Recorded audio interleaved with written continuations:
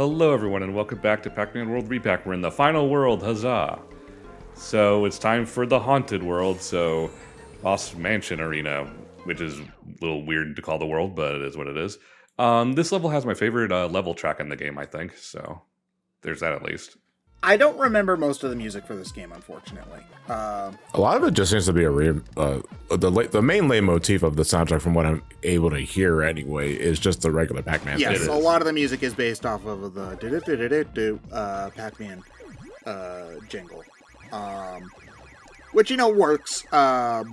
This is definitely the hardest level in the game, which makes sense as well. But the platforming does legitimately get somewhat tricky during many of these sections. Imagine a game where ghosts are the main enemies, with the last level being a haunted level. Are you taking notes, Pac-Man 2? Because, underground lab in which Bubblegum Witch resides never made much sense. Man, Pac-Man 2 just has to be, one of the most, infamous games of all time. It's just of all the games to say, this is the real sequel to Pac-Man, you pick that one. I'm not even sure if it was called Pac-Man 2 in Japan, now that I think about it. It was not. It was called Hello Pac-Man. Right. Which definitely makes more sense. But that's definitely not the kind of title we would use in the States. So... until Hey You Pikachu.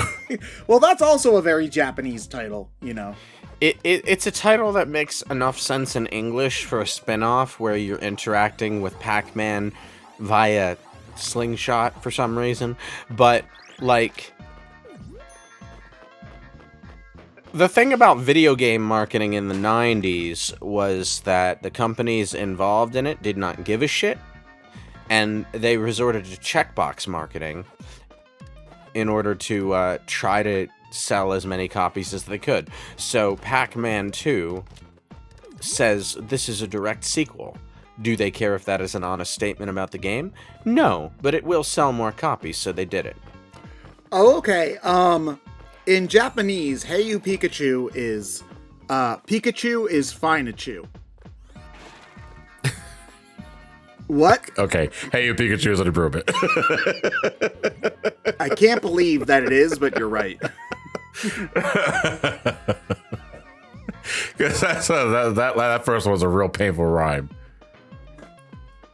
I'm surprised they even went for that, because, rhyming is much more of an English thing than a Japanese thing. Which is why they rhymed in English.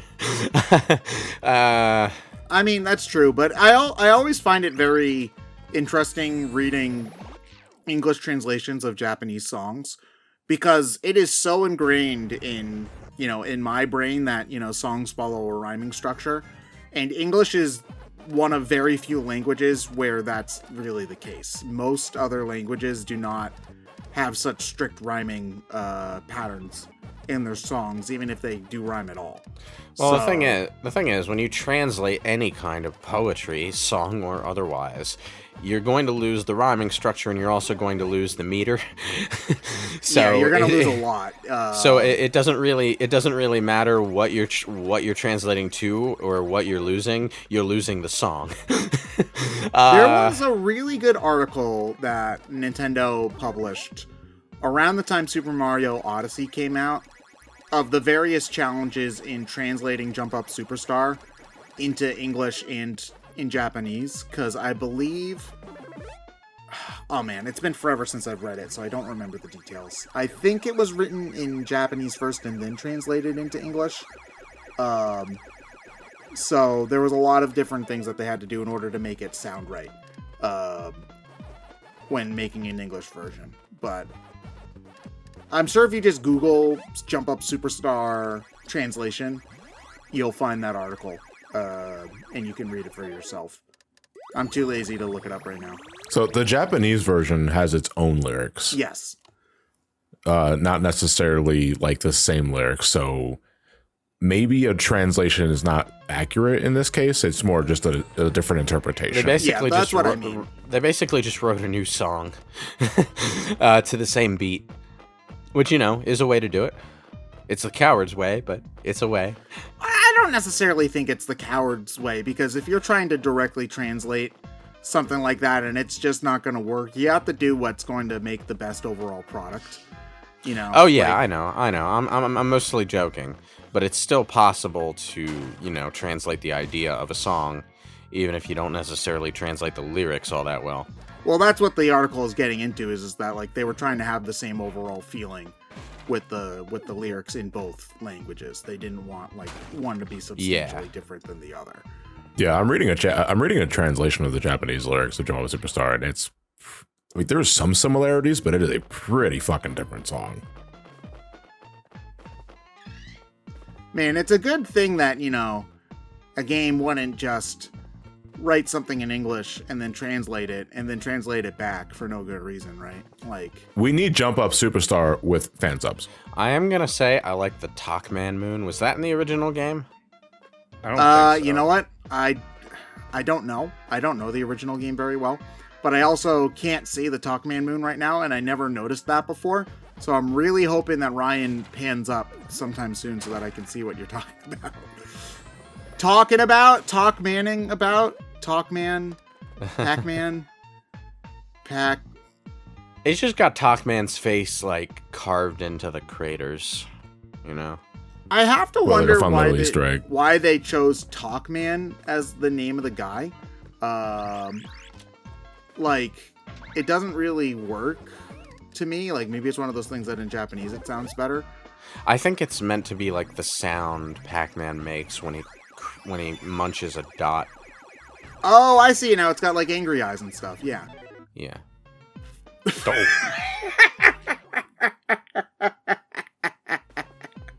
Death Warp. No, that's on that your was back. just him missing the jump. Well, I mean, yeah, Death Warp. well, I mean, he also warped ahead, so Death Warp. I like how even that piddly little pit in the middle has to get filled in by. Listen, now that I think about it, Death Warp's probably the good name of a rock band. All right, let's make I'm it. so- John, you're playing bass.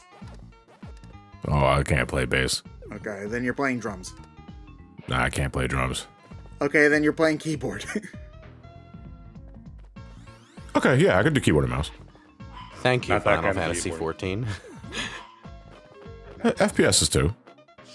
I remember you saying, I am not a piano player in one of your older reviews when you brought up the possibility of playing on a keyboard. Nowadays, you're like a pro. It's like, you know, how the times change. Do you play a lot of FPSs on PC now versus console? Yes. It preferred. If I have a choice, I'd rather play it on PC than I'll play it on console. When did I could, like if push comes to shove, I can still use a controller for FPSs. It's fine. It's just that I prefer keyboard and mouse now. when did you make that swap? When I finally got my first gaming rig, and I can run games off the computer with specs worth a damn. Totally fair. You know what's funny about keyboards and shooters for me is that, you know, conventional wisdom states that, you know, playing a shooter on it with a mouse and keyboard is the best way. You know, and, you know, for the most part it is. But, like, I still feel like movement is being sacrificed with the keyboard, and I can never really get comfortable with the feel of mouse look. I think when folks are talking about mouse and keyboard being the optimal way of playing a specific genre, they're also considering the use of macros, which I don't think the standard user would even consider. So at that point, it's just, what do you like to play on? Like, do you like to play keyboard and mouse? This is why Wiimote and Nunchuck is the best FPS setup, because you have the mouse-like precision of the pointer with the full analog movement of the Nunchuck. See, I don't necessarily disagree because, I mean, you're right. Well, you see, the thing is, there are some niche PC gaming products that are basically nunchuck and mouse, right? Yeah, I'm sure that's definitely a thing. The problem is the games don't design for non-standard controllers, and a lot of games do not, like, support controller and mouse at the same time. They'll, like, swap between control modes without any kind of decent transition. Yeah, this is part of why, this is the benefit and the curse of PC. Is that PC, you can tailor your experience to exactly what you want. So if you want to make controller and mouse work, where you have an analog stick for movement and mouse aiming, I'm sure you can do that with some sort of mod or whatever.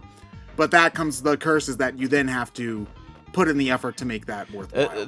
The problem with what I'm talking about, though, is that, like, because games insist on switching between control modes, instead of just letting you use the two different inputs simultaneously like some games do, a lot of games lock themselves into this mode where, in order to use the nunchuck and mouse peripheral controller, you have to use the analog stick mapped to WASD, which is gross.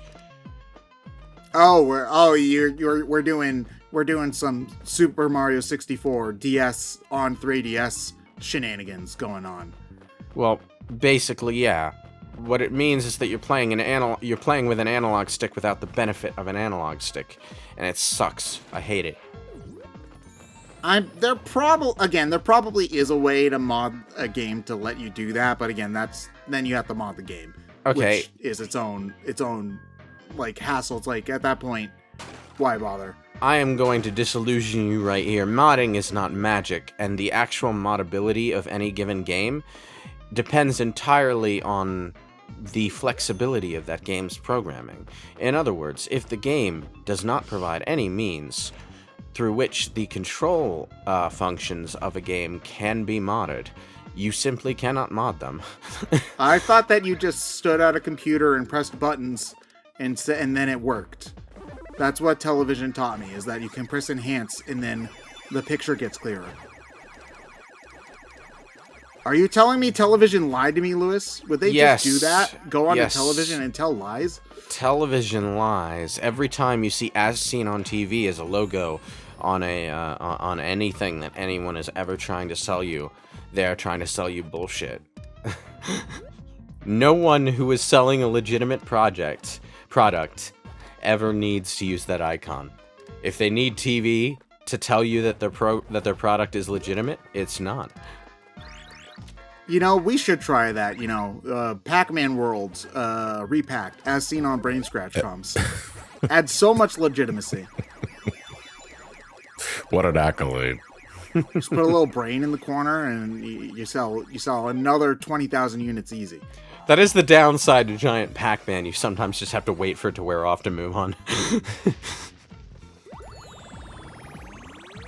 Makes for an anticlimactic end to the level, doesn't it? A little bit, yeah. I do really hope that this game did well enough to either have them remake the other two Pac-Man worlds or have them do a Pac-Man World 4. Because, hold on, I'm looking up some sales number right now.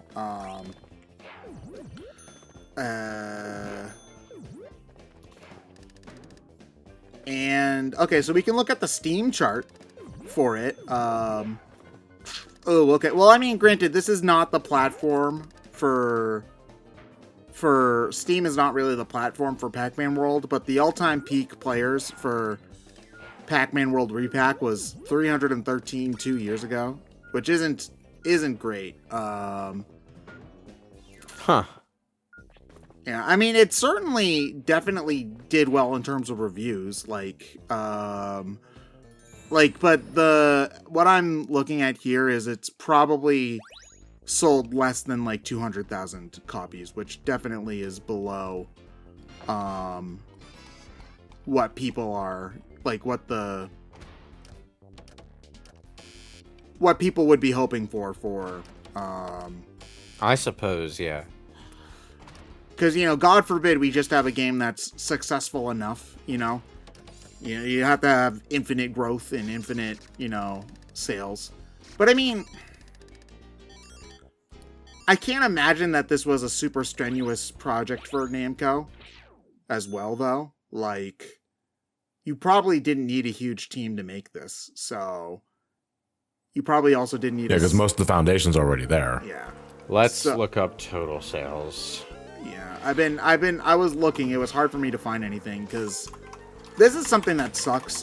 Finding sales data is really hard nowadays because, especially Nintendo, it keeps its digital sales kind of hush-hush. And as far as I'm aware, I believe Microsoft and Sony are pretty similar in that regards. And even just trying to find physical sales can sometimes be difficult. Like, you're generally better finding Japanese sales than you are American sales. It doesn't help that whenever you try to look up sales for something like Pac-Man World Re-Pac, what you get is franchise sales. And I mean, I know that the Pac-Man franchise is successful. You don't have to tell me that, but I'm looking at this one game, you know. The first entry in the Pac-Man World Trilogy went on to sell 1.5 million units worldwide. Thank you. But that is listed in this search engine as the answer to the question, how many copies did Pac-Man World Re-Pac sell? Search engine question answers are useless, and always have been. Ugh. Yeah, like the original Pac-Man World was definitely successful. I want to know, like, how well did this remake do? Was the second or third link a Reddit post from someone asking the same question? Yeah, that was what I saw, and then the replies were, "Yeah." So, very helpful, thank you. Do you guys remember when 1.5 million units sold was impressive? I do. It still is, you know. Still is, I would argue. Yeah, like that's part of like the brain rot that we have right now. It's just like, oh, you know, everything needs to be billions and millions and zillions. Oh, wait a minute, you went from billions to millions. And it has to be during week 1 at the box office, otherwise you're not getting a sequel. I mean, like, there are lots of games where they sold like 500,000 units. That's not a small amount of units, you know? Like, that's pretty damn successful. But I think part of it is development costs just balloon. So you can't making a cheap game and making enough to make your money back and develop the next one generally isn't considered enough. It's not just development costs, although that is a major factor in how companies see it. One of the other big things is that we've reached a point where the video game market is considered a mainstream medium now. And when something is mainstream, it has to have big number global success, otherwise it's not success. You know what? This sucks. Back in like 2004, I found this weird old monkey paw, and I said, man, I wish video games would be considered a mainstream medium.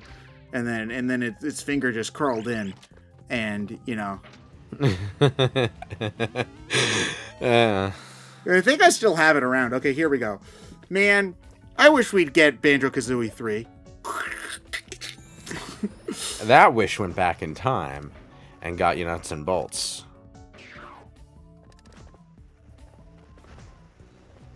And man, okay, something about this room in particular is making me think Crash Bandicoot 2. It's this the room's fire-breathing making me think statues, Legends of the Hidden Temple. It's the fire-breathing statues along with the segmented platforms that are... I mean, the ruined stages didn't quite have these. They were more like tilting pillars. Yeah. I wonder how much this game being more left to right than forward and backward was to specifically differentiate itself from Crash Bandicoot. Entertainingly, the levels that these are reminding me of are some of the more horizontally oriented ones. You spent a lot of time, like the Crash Bandicoot 2, like ruined pillar levels specifically. Spent a lot of time going in all 4 directions, actually. So they were definitely one of the more 3-dimensional feeling levels because of that.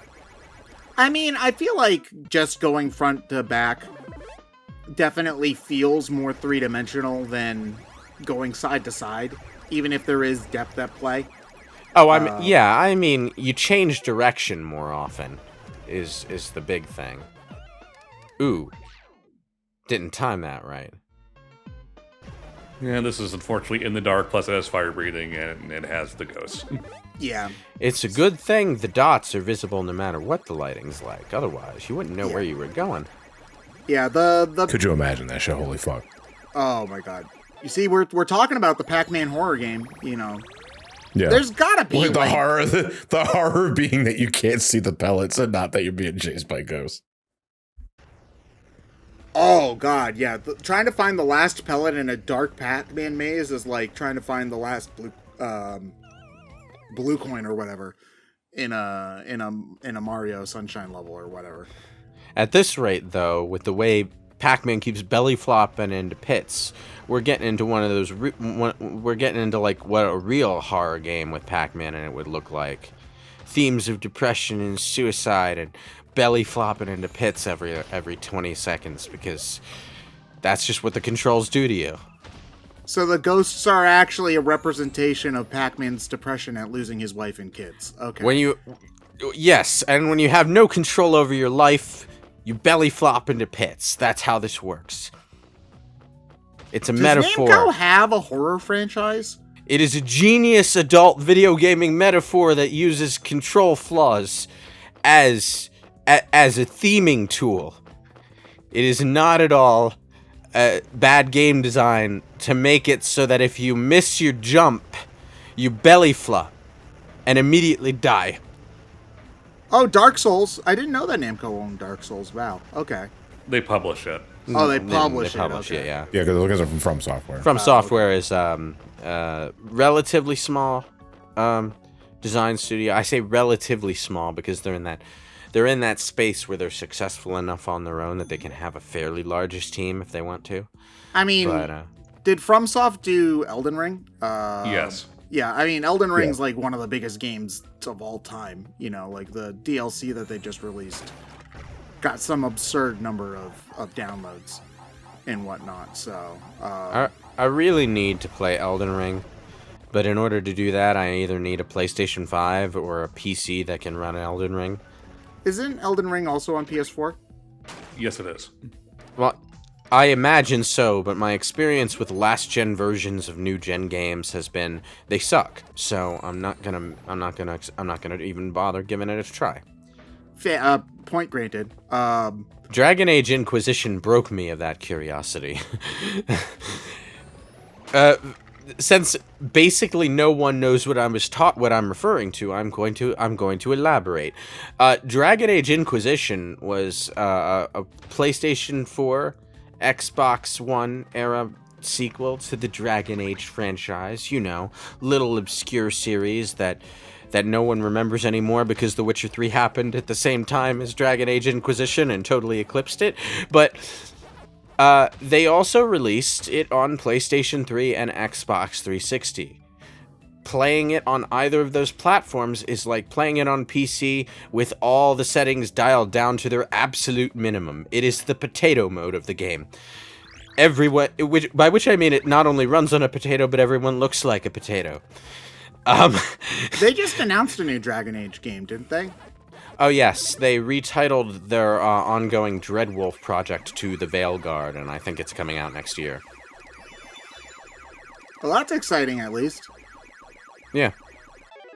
I saw a Twitter post where it was the Dragon Age studio, and it's just like everybody going back to play Dragon Age after having played Baldur's Gate 3, and then it's the home sign, it's the sign of the person's house with the tapestry that says "Welcome home, cheater."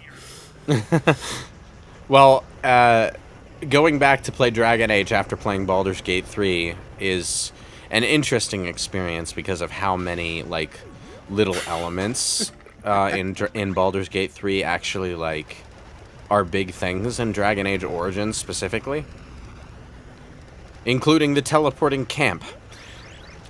Although, I mean, how much is that teleporting and them just setting up a camp every time they camp? It's a teleporting camp because it's the same camp with the same natural features no matter where you camp. Baldur's Gate 3 improves the feature by giving you a different teleporting camp for when you're in dungeons, but, you know, it's a teleporting camp. You teleport into your campsite, or the campsite teleports with you. And it's just sort of this separate room that you can fade to black into whenever you want to go to camp. I don't like going to camp. It's actually like, I don't know how people find living in the woods relaxing, but, you know. And I like being You're out. not living in the woods. You're living in a cabin in the woods. That's a horror movie, John. But you know, Yes. I'm gonna actually, all the Dragon Age fans here, the teleporting camp where you deal with your party members and all of that stuff does not originate from Dragon Age Origins. It originates from the Neverwinter Nights series, from which most of Dragon Age Origins mechanics come. So, yeah, no, the real moral of the story is, don't play Dragon Age. Play Neverwinter Nights 2.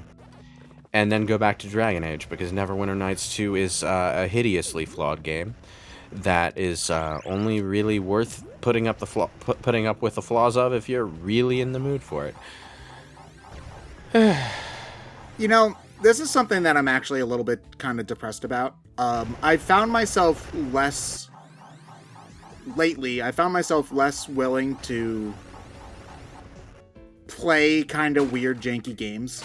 And that used to be like my jam, you know? Like, I used to love looking... Your janky jam. Janky... Sure, yeah. But, like, and you probably, like, will notice this if you go back to old commentaries. Like, I talk about weird, janky games all the time.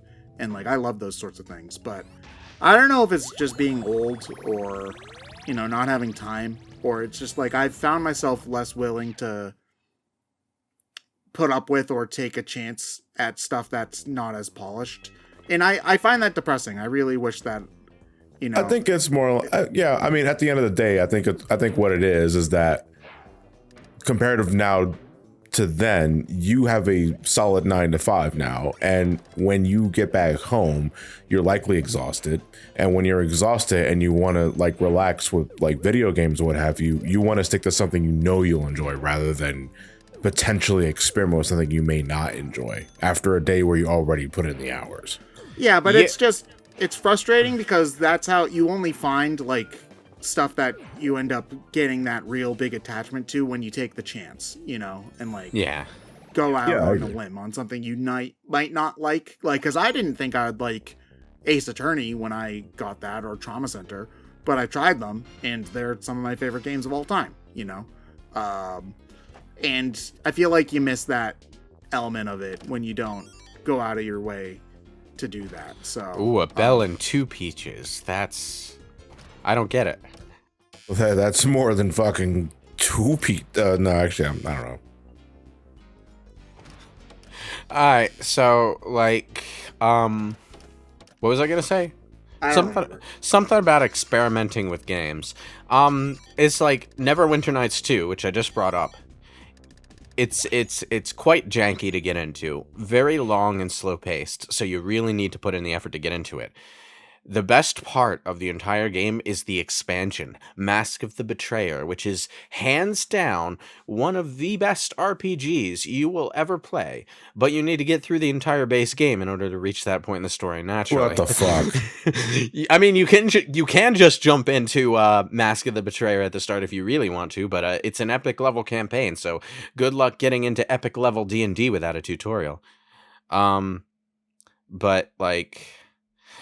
It's one of the best games ever, and you really need to put in the effort to get into the game in order to get to the point where you can enjoy it. And that's just kind of like, wow. And it's like, how many people these days, or how many people even back then, do that? Not many.